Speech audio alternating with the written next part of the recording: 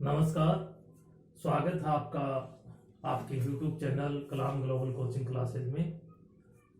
आज की क्लास में हम अजमेर के चौहान वंश के शासकों के बारे में अध्ययन कर रहे थे। चौहान वंश के शासकों में जब अजमेर राजधानी बनी 1113 ईस्वी में, जब चौहान वंश की राजधानी अजमेर राजधानी बनी, इसके बाद में हम अध्ययन करेंगे आगे। और विशेष करके महत्वपूर्ण शासक है अजय राज चौहान। अजय राज चौहान, जिसका शासनकाल 1113 से 1133 ईस्वी तक का शासनकाल है। अजय राज चौहान 1113 में शासक बनता है और 1113 में शासक बन करके और इसने नई राजधानी बनाई। कहां? अजमेर। इसने अपनी नई राजधानी बनाई, जिसको अजय मेरू कहा गया। अजमेर इसने नई राजधानी बनाई और अजमेर के अंदर उसने बीठली नामक जो पहाड़ी थी, उस बीठली नामक पहाड़ी के ऊपर उसने अजय मेरू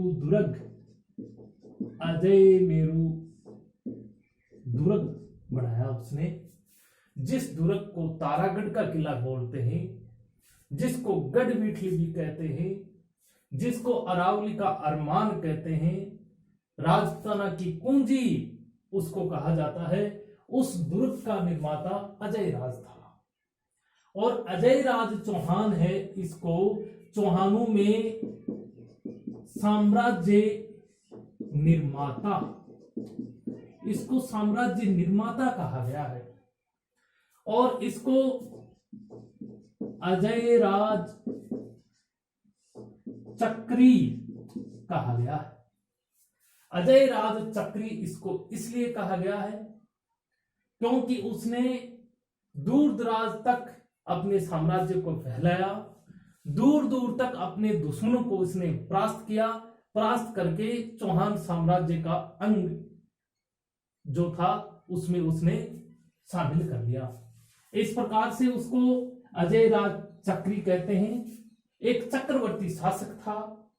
इसने चक्र की भांति दूर दराज तक अपने साम्राज्य को फैलाया था। अजय राज वैसे चौहान वंश का दूसरा प्रतापी शासक था। इससे पहले वासुदेव हुआ था, जिसने सांभर के अंदर अपनी राजधानी स्थापित की थी, और दूसरा ये अजय राज है। अजय राज का बहुत ज्यादा लंबा चौड़ा इतिहास नहीं है। सबसे पहला तो उसका महत्वपूर्ण प्रश्न तो ये बीठली पहाड़ी के ऊपर उसने जो दुर्ग बनाया था वो इसका सबसे महत्वपूर्ण है।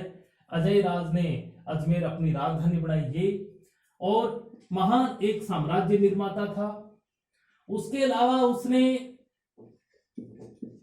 अजय देव, श्री अजय देव, देखो एक तो नाम है श्री अजय देव और अजय प्रिय द्रैमन, अजय प्रिय द्रैमन और श्री अजय देव, ये इस नाम की उसने 2 चांदी की मुद्राएं चलाई थी उसने, और अपनी चांदी की मुद्राओं के ऊपर और उसने अपनी रानी, जिसका नाम था सोमलेखा, अपनी रानी सोमलेखा का नाम भी अपनी मुद्राओं के ऊपर उसने अंकित करवाया।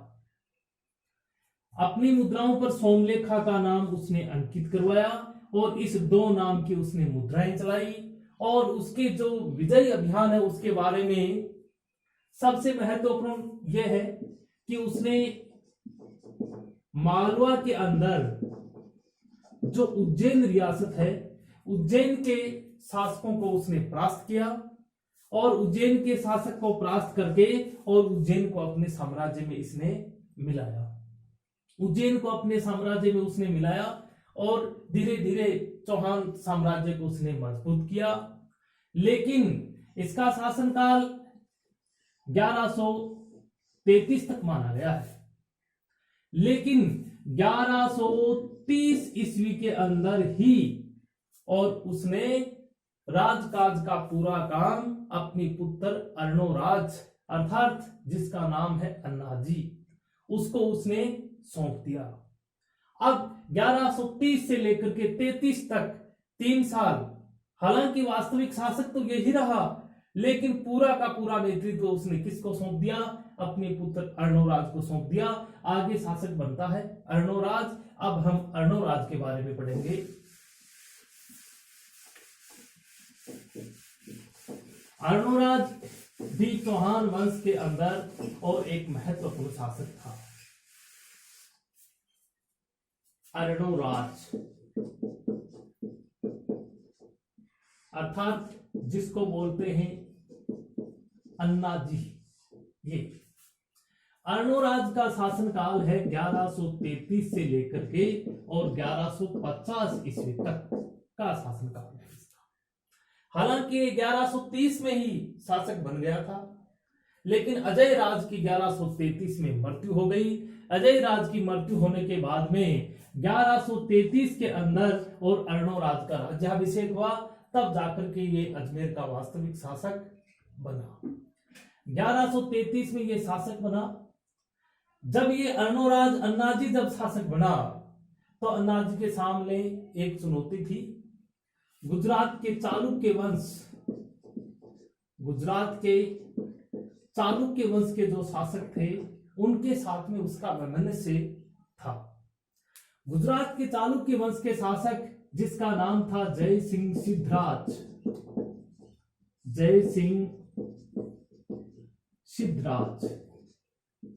अब जय सिंह सिद्धराज और अन्नाजी इन दोनों के बीच में वैमनस्य था, और दोनों के बीच वैमनस्य होने की वजह से और इन दोनों के बीच में युद्ध होता है, और युद्ध होता है 1134 ईस्वी में। 1134 ईस्वी में दोनों के बीच में युद्ध होता है। युद्ध में अर्णोराज ने जय सिंह सिद्धराज को परास्त कर दिया। देखो आप बात समझ में आई कि नहीं आई? अन्नाजी शासक बना। शासक बनते ही गुजरात के चालुक्य वंश के शासक जय सिंह सिद्धराज के साथ में इसका वैमनस्य था।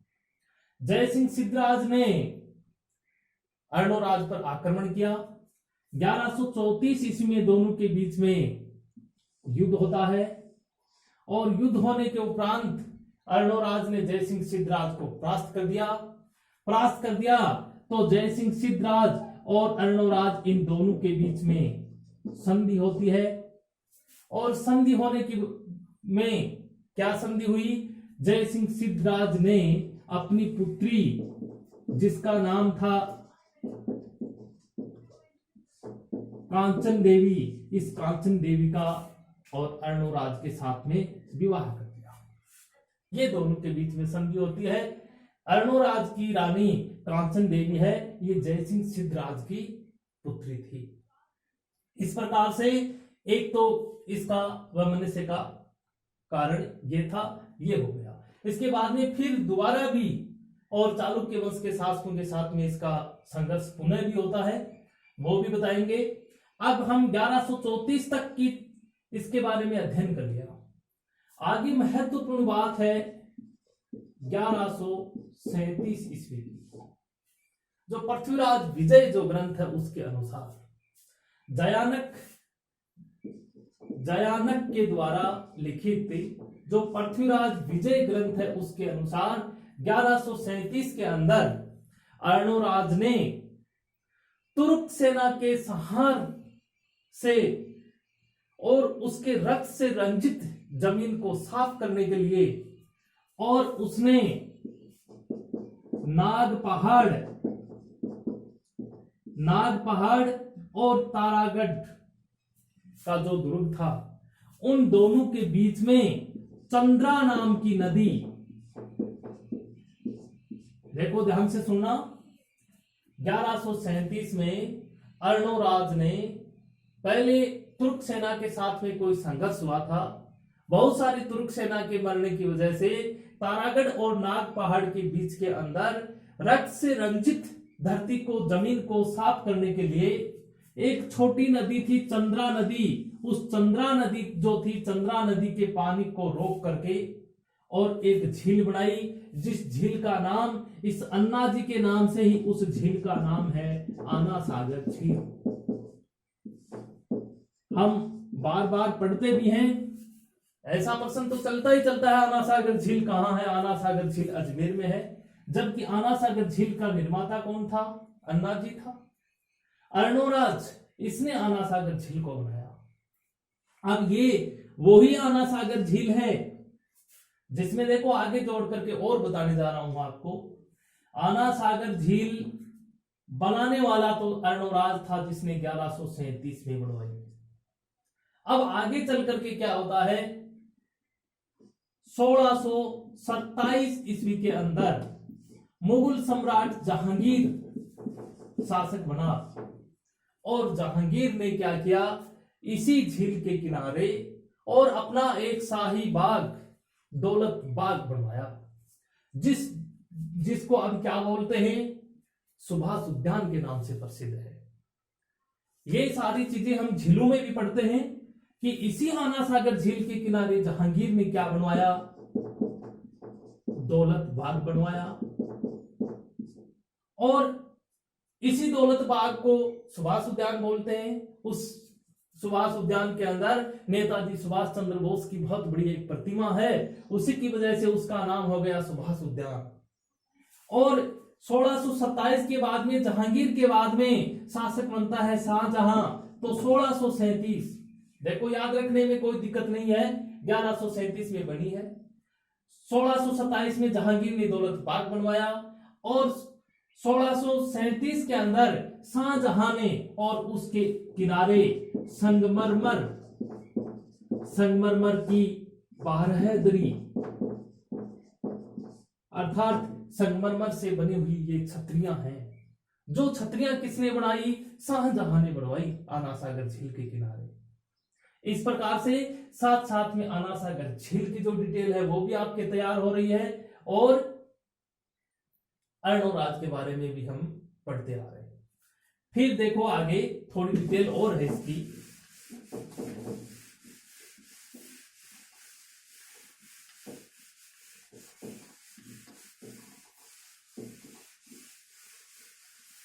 आगे क्या होता है, 1144 ईस्वी के अंदर, कब की बात है, 1144 ईस्वी में अन्नाजी अर्णोराज जो है, इसका चालुक्य वंश के शासकों के साथ में फिर पुनः संघर्ष हो जाता है।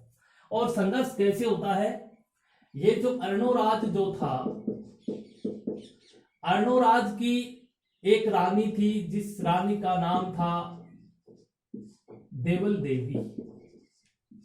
इतिहास में जय सिंह सूरी का जो ग्रंथ प्रबंध कोश है, उस प्रबंध कोश के अनुसार और ऐसा वर्णन है कि अर्णोराज और देवल देवी ये दोनों महलों के अंदर चौपड़ खेल रहे थे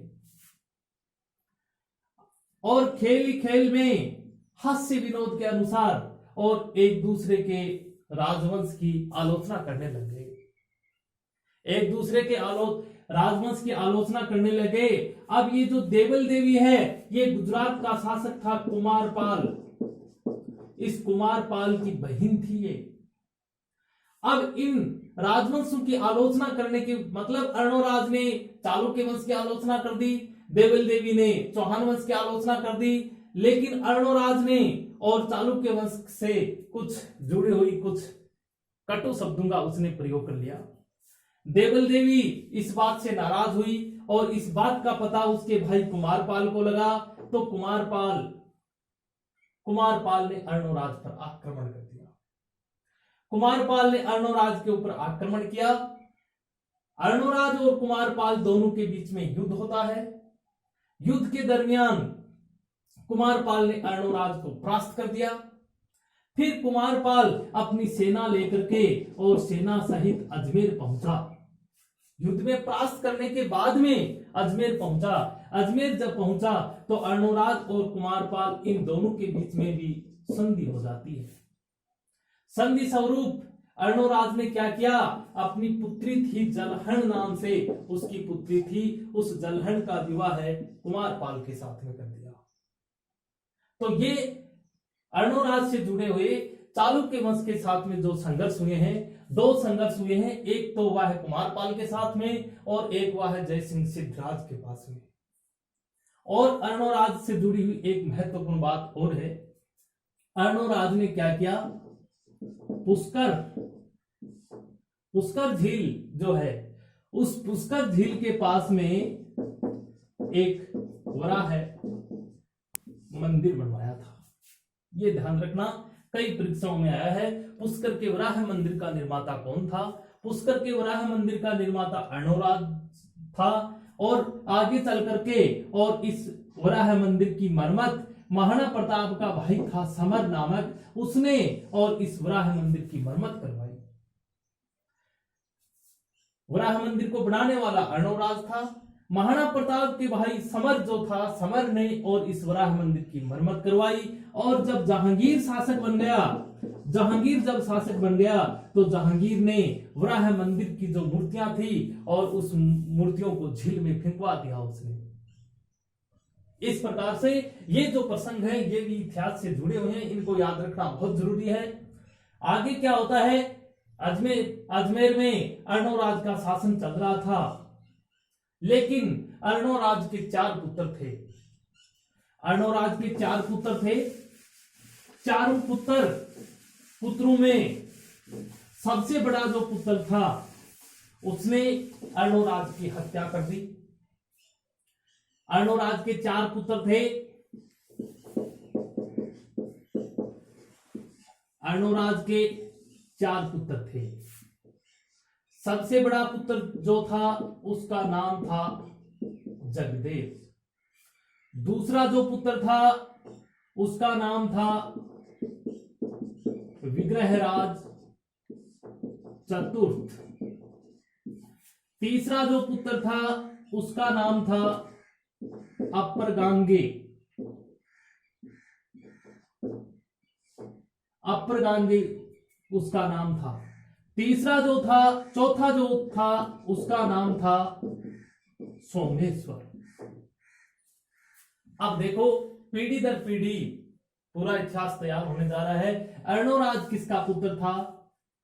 अर्णोराज अजय राज का पुत्र था।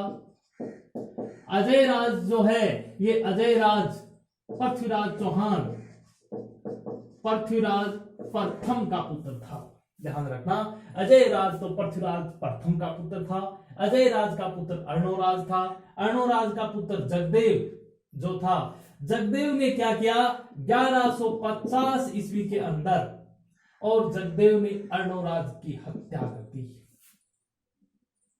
क्या किया? जगदेव ने अर्णोराज की हत्या कर दी। और हत्या करके 1150 से लेकर के 1153 तक 3 साल का शासन करता है। कौन करता है?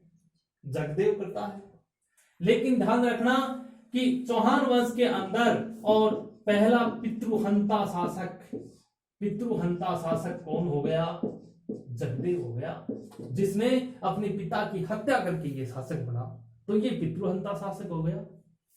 अब ये जो विग्रहराज चतुर्थ जो था, ये विग्रहराज चतुर्थ उस टाइम पर यहां नहीं था। ये उस टाइम पर गुजरात के अंदर रहता था, कुमारपाल के पास में था। विग्रहराज चतुर्थ को जब पता लगा तो विग्रहराज चतुर्थ जब अजमेर आया तो उसने जगदेव को अपदस्थ कर दिया, उसको गद्दी से हटवा दिया और विग्रहराज चतुर्थ शासक बन जाता है। विग्रहराज चतुर्थ शासक बनता है। विग्रहराज चतुर्थ का शासन काल है 1153 से 1163 ईस्वी तक का इसका शासन काल है। और ये इतिहास में, अजमेर के चौहानों के इतिहास में सबसे महत्वपूर्ण शासक है। अब हम आगे विग्रहराज चतुर्थ के बारे में पढ़ने वाले हैं। बहुत अच्छा इतिहास है विग्रहराज चतुर्थ का।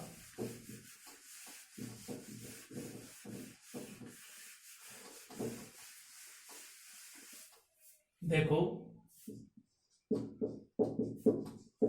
विग्रहराज चतुर्थ, जिसका शासनकाल 1153 से लेकर के 1163 ईस्वी तक। देखो इसके सबसे ज्यादा महत्वपूर्ण प्रश्न है। अजमेर के चौहान वंश के शासकों में यदि किसी का प्रश्न आता है तो या तो विग्रहराज चतुर्थ या पृथ्वीराज चौहान तृतीय। सबसे महत्वपूर्ण है विग्रहराज चतुर्थ। कहते हैं कि विग्रहराज चतुर्थ का शासनकाल अजमेर के चौहानों का स्वर्ण काल कहा जाता है। सबसे महत्वपूर्ण बात तो यह है, अजमेर के चौहान वंश के शासकों का शासनकाल में स्वर्ण काल माना जाता है विग्रहराज चतुर्थ का शासनकाल।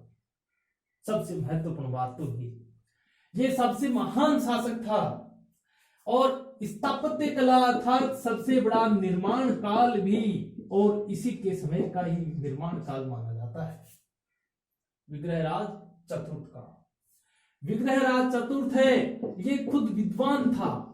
देखो आपको सिर्फ स्ट्रिक्ट चीजें बताऊंगा। खुद विद्वान भी था और विद्वानों का आश्रयदाता भी था। खुद विद्वान था, खुद संस्कृत भाषा का बहुत अच्छा प्रकांड विद्वान था। ये खुद विद्वान था और खुद विद्वान होते हुए उसने हरिकेली नाटक, आपने पढ़ा होगा, हरिकेली नामक जो नाटक है उसका रचनाकार विग्रहराज चतुर्थ खुद है, जो संस्कृत भाषा में लिखा हुआ है। और हरिकेली नाटक के अंदर किसका वर्णन है, ध्यान रखना, महाभारत के अंदर अर्जुन और महादेव शिव के बीच जो युद्ध हुआ उस युद्ध का वर्णन है। हरिकेली नाटक उसने लिखा और खुद विद्वानों का आश्रयदाता था। बहुत सारे विद्वान भी उसके दरबार में रहते थे, मैं बताऊंगा। हरिकेली नाटक लिखा और इसी कारण इस अपने आप को उसने कवि बांधव की उपाधि इसने धारण की। अब ये प्रश्न कई परीक्षाओं में आया है, कवि बांधव की उपाधि धारण करने वाला शासक कौन था। 1-2 साल पहले रीट के एग्जाम में ये प्रश्न आया था, कवि बांधव की उपाधि किसने धारण की। विग्रहराज प्रथम, विग्रहराज द्वितीय, विग्रहराज तृतीय, विग्रहराज चतुर्थ, ऐसे 4 ऑप्शन आ जाते हैं, कंफ्यूज हो जाते हैं। कवि बांधव की उसने उपाधि धारण की और बहुत सारे विद्वान उसके दरबार में रहते थे। देखो कौन कौन रहते थे। सोमदेव, क्या नाम है, सोमदेव। सोमदेव जिसने ग्रंथ लिखा ललित विग्रह राज, ललित विग्रह राज नामक ग्रंथ का रचनाकार सोमदेव विग्रहराज चतुर्थ के दरबार में रहता था। विग्रहराज चतुर्थ के दरबार में रहने वाला सोमदेव था और सोमदेव ने ललित विग्रहराज नामक उसने ग्रंथ लिखा। और एक जिसको हम कहते हैं नरपति नालह, नरपति नालह भी उसी के समय का था, जिसने लिखा भीषलदेव रासो। आप देखो ये जो विग्रहराज चतुर्थ है, विग्रहराज चतुर्थ का नाम भीषलदेव भी है। भीषलदेव, इसी को ही भीषलदेव कहा जाता है। चाहे विग्रहराज चतुर्थ नाम आ जाए चाहे भीषलदेव आ जाए, कोई फर्क नहीं पड़ने वाला, इसी का ही नाम है। लेकिन ध्यान में रखना बहुत जरूरी है, भीषलदेव रासो ग्रंथ का रचयिता नरपति नाल है, इसी के दरबार में रहता था। और देखो भीषलदेव, ये जो नाम है भीषलदेव, भीषलदेव से एक जुड़ा हुआ नाम देखो मैं लिखता हूं बीसलपुर, टोंक जिले में है बीसलपुर। बीसलपुर बांध, बीसलपुर बांध है आज सबसे बड़ा जलाशय है राजस्थान में, पेयजल का सबसे बड़ा स्रोत है ये बीसलपुर बांध। और बीसलपुर गांव बसाने का श्रेय किसका है, बीसलदेव का ही है, इसी के नाम से ही वो बीसलपुर बांध है। ध्यान रखना, बीसलपुर बांध के चारों ओर जो मंदिर बने हुए हैं वो मंदिर भी विग्रहराज चतुर्थ ने बनवाए थे। अब देखो आगे एक महत्वपूर्ण बात और है कि विग्रहराज चतुर्थ संस्कृत भाषा का विद्वान था, उसने संस्कृत भाषा में हरिकेली नाटक लिखा। विग्रहराज चतुर्थ ने संस्कृत भाषा को सबसे ज्यादा आश्रय दिया और संस्कृत भाषा के विस्तार के लिए, उसके प्रचार के लिए और अजमेर के अंदर उसने एक संस्कृत पाठशाला खोली, संस्कृत पाठशाला खोली, एक संस्कृत पाठशाला खुलवाई और संस्कृत पाठशाला की दीवारों के ऊपर उसने हरिकेली नाटक की कुछ पंक्तियों को अंकित करवाया। संस्कृत पाठशाला की दीवारों के ऊपर उसने हरिकेली नाटक जो है उसकी कुछ पंक्तियों को उसने अंकित करवाया। और ये संस्कृत पाठशाला उसने कब बनवाई? 1154 में बनवाई। तो संस्कृत पाठशाला, बहुत अच्छे प्रश्न निकलेंगे इसमें, ध्यान से आप ध्यान देना। संस्कृत पाठशाला बनवाई 1154 में बनवाई और उसकी दीवारों के ऊपर उसने हरिकेली नाटक की कुछ पंक्तियों को उकारा। आगे चल करके क्या होता है, जब अजमेर के चौहान वंश समाप्त हो गया, चौहान वंश का पतन हो गया और मोहम्मद गौरी के गुलाम कुतुबुद्दीन ऐबक जो अजमेर और दिल्ली का सूबेदार बनकर के आया, तो उसने क्या किया, 1194 ईस्वी में ये जो संस्कृत पाठशाला थी उस संस्कृत पाठशाला को तोड़वा करके और एक मस्जिद का रूप दे दिया। क्या रूप बना दिया उसने? मस्जिद का रूप दे दिया, जो कहते हैं राजस्थान की सबसे पहली मस्जिद, सबसे प्राचीन मस्जिद इसको माना जाता है। इसने कुतुबुद्दीन ऐबक ने उसको मस्जिद का रूप दे दिया। और आगे चल करके सूफी संत पंजाब शाह है, ध्यान देना, इसी मस्जिद के अंदर और एक सूफी संत पंजाब शाह का उर्स लगने लग गया। और वो उर्स कितने दिन का लगता था? वो उर्स लगता था 2.5 दिन का। वो 2.5 दिन का उसके अंदर उर्स लगने लग गया।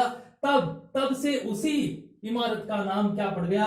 2.5 दिन का झोपड़ा। क्या नाम पड़ गया? 2.5 दिन का झोपड़ा। 2.5 दिन का झोपड़ा वास्तव में ऐसा कोई झोपड़ा नहीं है, ये वही इमारत है जिसमें विग्रहराज चतुर्थ ने संस्कृत पाठशाला खोली। उस संस्कृत पाठशाला को कुतुबुद्दीन ऐबक ने तुड़वा करके मस्जिद का रूप दे दिया और उसी मस्जिद के अंदर सूफी संत पंजाब शाह का उर्स लगने लग गया। तो 2.5 दिन का उर्स लगने की वजह से उसका नाम क्या हो गया? 2.5 दिन का झोपड़ा, जिसको कहते हैं 16 खंभों का महल। ये ध्यान रखना, 16 खंभों का महल। यदि सीधा आजकल ऐसा प्रश्न आ जाए कि 16 खंभों का महल कहां है, ध्यान रखना 16 खंभों का महल अजमेर में ही है। और उसी 2.5 दिन का झोपड़ा जो है उसी को ही बोलते हैं 16 खंभों का महल। ध्यान रखना, उसी 2.5 दिन के झोपड़े के अंदर और हरिकेली नाटक की पंक्तियां लिखी गई हैं। और एक और साथ में बताने वाला हूं, हरिकेली नाटक की पंक्तियां उसके अलावा एक जगह और लिखी गई हैं। वो कहां पर है? ब्रिस्टल। ब्रिस्टल जो ब्रिटेन में है, ब्रिस्टल, जहां पर राजा राम मोहन राय का निधन हुआ था। राजा राम मोहन राय का जो स्मारक बना हुआ है ब्रिस्टल इंग्लैंड के अंदर, वहां उसके स्मारक के ऊपर भी हरिकेली नाटक की कुछ पंक्तियां लिखी गई हैं। कहा जाता है कि वास्तव में विग्रहराज चतुर्थ इतना बड़ा विद्वान था कि उस टाइम पर कालिदास और भवभूति के मुकाबले ये विद्वान था। अब क्या होता है, 1163 ईस्वी के अंदर, 1163 ईस्वी में और विग्रहराज चतुर्थ की मृत्यु हो जाती है। और विग्रहराज चतुर्थ की मृत्यु होने के बाद में शासक कौन बनता है? देखो आगे बढ़ते हैं।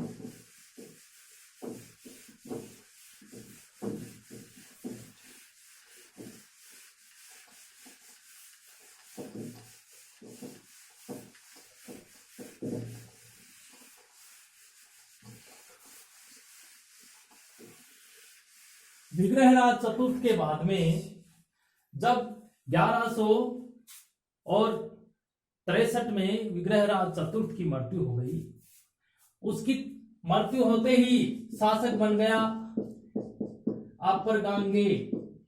ये शासक बन गया क्योंकि ये विग्रहराज चतुर्थ का भाई तो था। ये शासक बन गया, कुछ समय के लिए ये शासक रहा। कहते हैं 1163 से लेकर के 66 तक का जो समय था तब तक यही चलता रहा।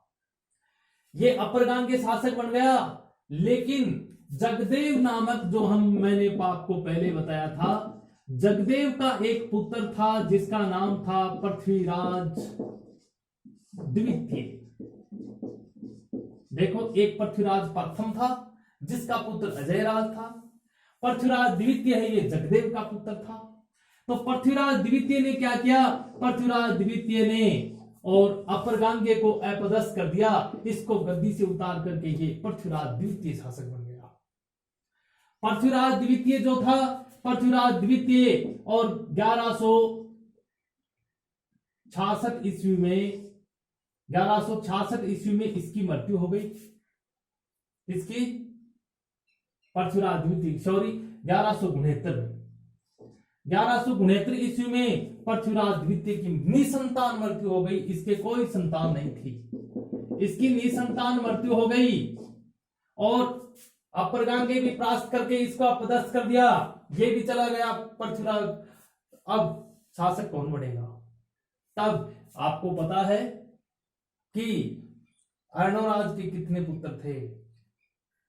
जगदेव, विग्रहराज चतुर्थ, अपरगांगे और सोमेश्वर बचा हुआ था। वो सोमेश्वर पर जो था उसने पृथ्वीराज द्वितीय के बाद में सोमेश्वर शासक बनता है।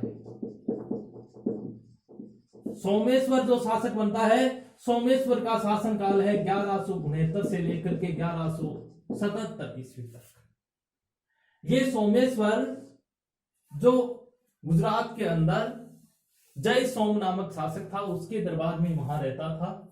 ये आया, ये आकर के यहां शासक बना और इसके आप आगे जो हम पढ़ेंगे, सोमेश्वर है, इसका विवाह है कलचुरी के शासक अर्थात दिल्ली के शासक अनंगपाल तोमर की पुत्री और कर्पूरी देवी से इसका विवाह हुआ। सोमेश्वर और कर्पूरी देवी के जो पुत्र हुआ उसी का नाम है पृथ्वीराज चौहान